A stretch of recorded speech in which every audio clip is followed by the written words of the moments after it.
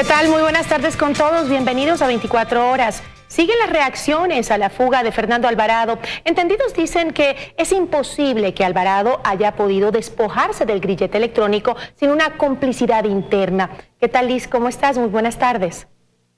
Hola, Gisela, amigos, buenas tardes. Y esa complicidad provendría del EQ 911 de la policía y o del ministro de Justicia, según Fernando Villavicencio, quien portó el grillete electrónico durante meses. Aquí el detalle.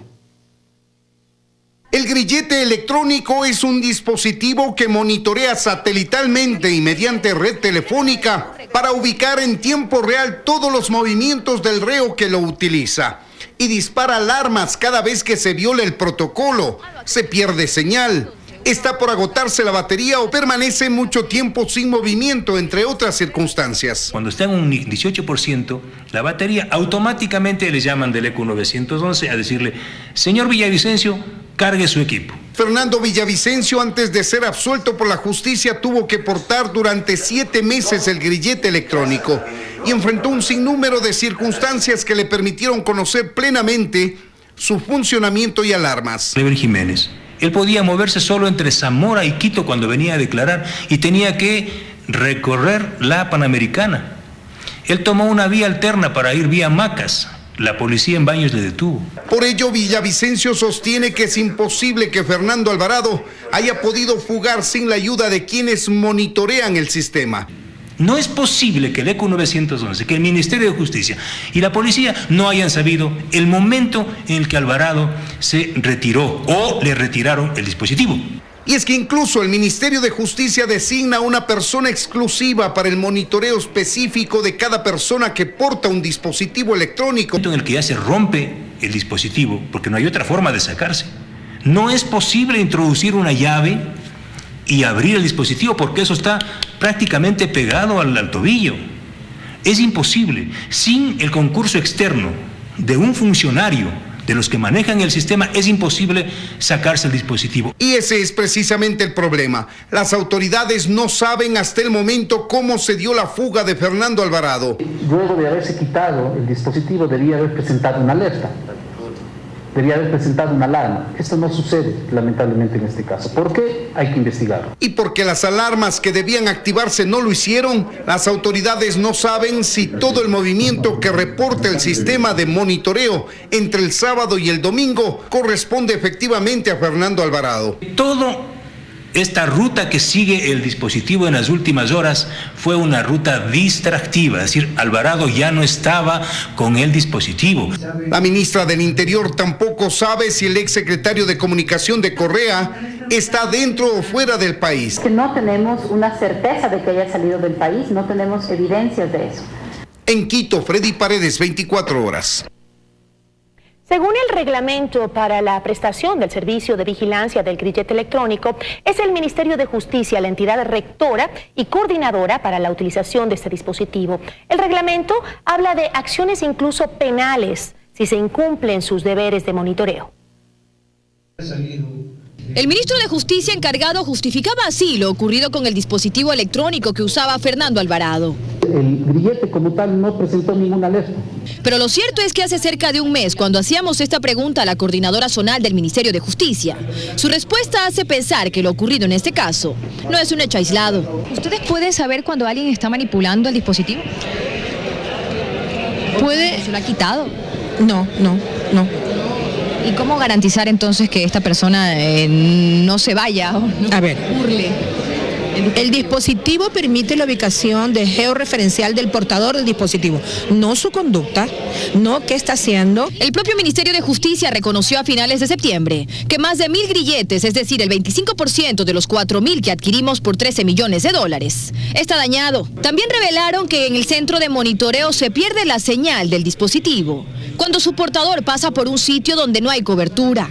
En algún momento puede fallar cuando pierde señal. Indistintamente de las explicaciones que hoy se den, el reglamento para la prestación del servicio de vigilancia electrónica firmado en el 2017 es muy claro en establecer que la entidad rectora es el Ministerio de Justicia. El artículo 7 dice: el Ministerio de Justicia, Derechos Humanos y Cultos será la entidad encargada de la prestación del servicio de vigilancia electrónica. Es en el ECU 911 donde personal del Ministerio de Justicia realiza el monitoreo de los grilletes electrónicos. Según la nómina del propio ministerio, menos de 30 operadores a nivel nacional se encargan de monitorear a las 2.554 personas que portan este dispositivo en el país. Son ellos quienes reciben el aviso técnico, una alerta preventiva o una alarma. Y el reglamento es aún más claro en esta parte. En su disposición penúltima dice: la o el servidor público que se encuentre encargado de la implementación, custodia, control, respuesta y prestación de servicio de vigilancia que incumpliere sus deberes, ya sea por acción u omisión, incurrirá en responsabilidades administrativas, sin perjuicio de acciones civiles o penales a las que hubiere lugar. Dayana Monroy, 24 horas. El presidente de la República, Lenín Moreno, se reúne a esta hora con autoridades de los diferentes poderes del Estado para revisar la situación generada a partir de la fuga del exsecretario de Comunicación, Fernando Alvarado. María Gracia Acosta está en la presidencia y desde allí nos informa los detalles. Hola María Gracia, ¿cómo estás? Buenas tardes. Cuéntanos qué ha dicho el presidente Moreno a sus invitados. Hola Liz, amigos, muy buenas tardes. Lo decías tú, el primer mandatario se encuentra reunido con los representantes de los poderes e instituciones del Estado. Sin embargo, él públicamente a los medios de comunicación no dio ninguna declaración. Junto a él ahora mismo en el salón de gabinete se encuentran, entre otros, el fiscal, el procurador, el contralor, el presidente del Consejo de la Judicatura, del Consejo de Participación Ciudadana y Control Social Transitorio, la presidenta de la Corte Nacional, la presidenta de la Asamblea, el secretario particular de la presidencia, el secretario de la política y también ministro de Justicia encargado, Paul Granda, la ministra del Interior, María Paula Romo, asesores del presidente, entre otros. A su ingreso, la presidenta de la Asamblea Nacional nos dijo de su parte qué es lo que van a hablar y cuál es su criterio respecto a la fuga del exsecretario de Comunicación, Fernando Alvarado. Escuchemos. Hemos conversado con el presidente de la importancia de esta reunión de todos los poderes del Estado para cerrar filas en lo que tiene que ver con el combate a la corrupción y con la impunidad. Como Asamblea, nosotros vamos a ejercer el control político sobre este caso de la fuga del ex secretario de Comunicación y es importante decirles que esta es una situación que no fue posible dada si no hubiesen existido seguramente acciones cómplices de otras instituciones. Es por eso la importancia de conversar entre todos los poderes del Estado para tratar esto de una manera integral y de una manera sistémica. Tras este hecho y también el repentino traslado del ex vicepresidente de la República, Jorge Glass, hacia la cárcel de La Tacunga, todo el país espera todavía respuestas y es por eso que nosotros también esperamos a que baje la vocería encargada tras este encuentro del presidente de la República con los diferentes poderes del Estado. ¿Qué es lo que dicen? Se lo contaremos en nuestra próxima emisión. Ahora, Gisela, tú sigues con más información en estudios. Una buena tarde. Así es, María Gracia, una buena tarde para ti también. 11 informes con indicios de responsabilidad penal, en su mayoría por peculado, tiene abiertos el exsecretario de Comunicación, Fernando Alvarado. Al exfuncionario del gobierno de Correa se lo investiga además por lavado de activos y enriquecimiento ilícito, entre otros delitos. El exsecretario de Comunicación, Fernando Alvarado, tiene a su haber ya un largo expediente en Contraloría. Son 11 los indicios de responsabilidad penal en los que consta su nombre. La mayoría son acusaciones por peculado. En su gestión al frente de la Secretaría de Comunicación, la Contraloría determinó irregularidades por más de $250,000 en contratos para los enlaces ciudadanos. 4 informes están relacionados con el manejo de 2 medios incautados, Gama TV y TC Televisión. Las investigaciones señalan a Alvarado por el incremento de sueldos a gerentes sin las justificaciones respectivas y pagos a funcionarios incluso antes de ocupar los cargos. Se registran además desembolsos destinados al pago de arriendos de los directivos de esos medios. Se denuncian irregularidades en contratos que se efectuaron con agencias creativas, cuyos accionistas estarían vinculados con familiares del ex titular de la Secretaría de Comunicación. Otra indagación es por lavado de activos. Un informe de la Unidad de Análisis Análisis Financiero y Económico detalla registros de supuestas transacciones y cuentas bancarias de Fernando y Vinicio Alvarado. Se investiga además un posible enriquecimiento ilícito debido a inconsistencias en los valores reales y declarados de sus ingresos y egresos entre 2010 y 2017. Otros informes analizaron también la contratación por servicios técnicos, consultorías y pagos por comisiones sin los sustentos correspondientes. El pasado 11 de octubre, el gobierno solicitó a la Procuraduría General del Estado que se inicien procesos de repetición en contra de los funcionarios responsables del manejo de los medios públicos incautados, principalmente contra Fernando Alvarado. Alvarado Espinel estaría también relacionado con el secuestro al político Fernando Balda en 2012. Joana Ramos, 24 horas. Autoridades de gobierno pidieron a la justicia que a los hermanos Alvarado y a sus familiares se les prohíba enajenar bienes. Según un informe de la UAFE, son al menos 25 las empresas vinculadas a los hermanos Alvarado. 8 de ellas obtuvieron contratos con el sector público por más de $7 millones entre el 2010 y 2017. Carlos Acoto informa. Fue a inicios de este año, en febrero, cuando la Unidad de Análisis Financiero y Económico, UAFE, encendió las alarmas respecto a las finanzas de los hermanos Alvarado Espinel. Mediante un informe que centra su atención en los movimientos financieros de sus empresas, se determinó que Fernando y Vinicio Alvarado Espinel, sus esposas y las empresas Creacional y Arcae registraron ingresos por $161,3 millones entre 2010 y 2017, periodo en el que ambos ocuparon cargos públicos de alto rango. El análisis concluyó además que 8 empresas vinculadas con familiares de los exministros recibieron pagos por $7,1 millones por contratos en empresas estatales. Arcae, Percrea, Adoquinex, Flumiradio, QTV. Son algunos de los nombres de las empresas vinculadas a los hermanos Alvarado, la mayoría dedicada a actividades de publicidad y transporte. Tras la fuga del exsecretario de Comunicación, las autoridades han pedido al sistema de justicia la prohibición de enajenar bienes, es decir, la prohibición de venderlos o dejarlos en garantía tanto para los hermanos Alvarado como para los miembros de su familia. Sobre el tema, la defensa del exsecretario de Comunicación, Fernando Alvarado, preparará un comunicado en respuesta. Vía telefónica nos comunicamos con Carlos Alvarado Espinel, hermano de los exministros, quien aseguró que todo se trata de una persecución política y que no responderá, al menos no públicamente. Carlos Alvarado Espinel figura como gerente general en 2 de las firmas. Y la fuga de Fernando Alvarado del país generó acciones paralelas por parte del gobierno. Un supuesto informe de inteligencia motivó el traslado de Jorge Glass de la cárcel 4 a la de la Tacunga, donde seguirá pagando su condena por asociación ilícita.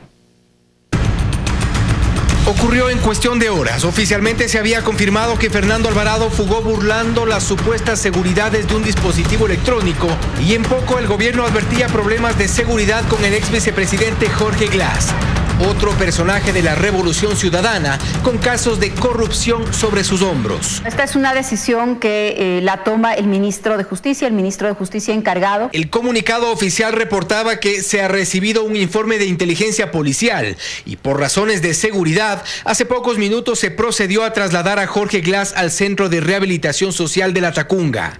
No se conocen con certeza esas razones de seguridad, pues tampoco han trascendido detalles de aquel informe. Entiendo que no existían antecedentes de una fuga en el lugar en el que estaba privado de libertad Jorge Glass, pero tampoco teníamos antecedentes de que se puede retirar y burlar la seguridad del grillete. Entonces, si esto nos llama la atención sobre medidas de seguridad que pueden ser burladas y que han sido burladas, esto nos obliga a hacer una nueva revisión de seguridad.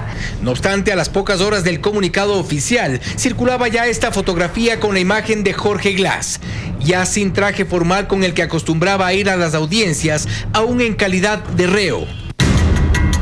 Es la imagen de un ex vicepresidente con el traje naranja que distingue a los privados de libertad de toda la Haya. El pasado 13 de diciembre del 2017, Jorge Glass fue condenado a 6 años de cárcel por el delito de asociación ilícita, en uno de los casos que rodea la trama de corrupción de Odebrecht. Y no es el único proceso que enfrenta. La misma trama corrupta que movió sus hilos en las más altas esferas lo ha puesto en indagación por otros delitos como concusión, cohecho, testaferrismo, peculado, delincuencia organizada y lavado de activos. Jorge Glass es por ahora un objetivo clave en los procesos de investigación investigación de decenas de casos de corrupción gestados durante la Revolución Ciudadana de Rafael Correa. Fausto Yepes, 24 horas. Estamos de regreso con más información para contarles que la Asamblea Nacional debatirá mañana una resolución para convocar a las autoridades para que expliquen las acciones u omisiones de la fuga de Fernando Alvarado. La Asamblea pedirá explicaciones por la fuga del exsecretario de Comunicación. Este martes conocerán y votarán una resolución para que comparezcan las autoridades del sector justicia como Paul Granda, María Paula Romo, Paul Pérez Reina y exfuncionarios como Rosana Alvarado y Lady Zúñiga. Es un hecho que llama mucho la atención, que alerta sobre cómo está funcionando el sistema y por supuesto la Asamblea Nacional en el marco del cumplimiento del control político debe conocer sobre la actuación de cada autoridad que será convocada. Dicen que lo que buscan son acciones concretas con todas las funciones del Estado. Sin embargo, desde el correísmo sostienen que hay errores en el sistema de justicia y que estas comparecencias son solo un primer paso. Tiene que haber una verdadera fiscalización. Las comparecencias es lo obvio que tiene que pasar, pero de ahí tienen que haber realmente los responsables tienen que salir a la luz. Juicio político, de ser el caso. De ser el caso. La bancada de Creo anunció que el martes expondrá su posición frente a esta situación dentro de la justicia, pero en la Asamblea además les preocupa el proceso de adquisición de los grilletes electrónicos y su efectividad, por lo que pedirán información a Contraloría. Si es que este examen especial determinó indicios de responsabilidad penal, ¿qué es lo que hizo la Fiscalía alrededor de este tema? Desde el correísmo creen que el tema de Alvarado sirvió para tomar represalias en contra del ex vicepresidente Glass, que ahora está en el centro de máxima seguridad en la Tacunga. En Quito, Andrea Samaniego, 24 horas.